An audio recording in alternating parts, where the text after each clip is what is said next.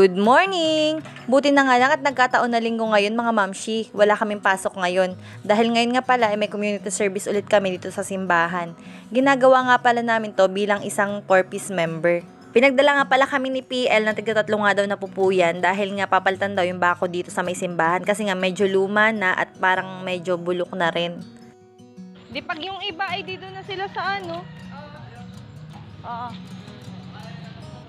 Inhatid nga lang din pala kami ni Papa gamit yung kanyang tricycle dahil medyo malayo nga yung aming bahay dito sa may simbahan. At isa pa, may mga dala nga rin kami na pupuyan. Hindi naman namin kaya ni Mama na kami lang. Ang usapan talaga ng pag-community namin ay pagkatapos pa ng diwang o ng misa. Pero dahil nga sabi namin is medyo mainit na nga kapag ganong time, umuna na kami ni Mama ngayong maga. So 6 AM pa lang yan, nandito na kami, naglilinis na kami.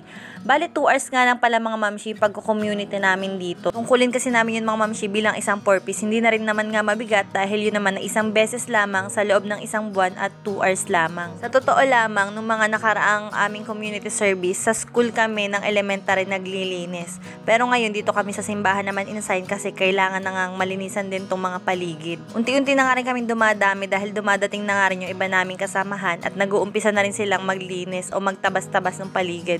Tapos yung mga lalaki naman nagbubugsok sila ng mga kahoy. Hindi ko kinakahiya mga mamshi na ako ay isang Porpis member or Porpis beneficiary dahil napakalaking tulong nito para sa amin ang makasali sa mga ganitong programa, lalo na nga yung mga kagaya ko nakapos at talagang kailangan ng pinansyal na tulong. Dahil hindi naman porket kami ay nagbablog, akala nyo ay kumikita na kami ng malaki. Mga mamshi, sa totoo lang, ako ay mag-iisang taon nang nagbablog pero hanggang ngayon hindi pa rin ako sumasahod.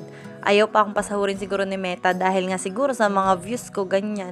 Napakahirap din ng pag-vlog sa totoo lamang. Pero syempre mga mamshi, hindi pa rin sa akin nawawala yung mga thoughts na malay mo isang araw ito yung makapagpabago ng buhay namin. Kaya hindi ako tumitigil sa pag-vlog kahit di pa talaga ako kumikita dito. Dahil kagaya nga na palagi ko sinasabi, lahat ng malalaki nag-uumpisa yan sa maliliit. Sipag at tiyaga lang, diskarte ang kailangan natin. So after ko nga mag-community mga mamshi, umuwi na nga kami dito sa inuupahan naming bahay dito sa may bayan.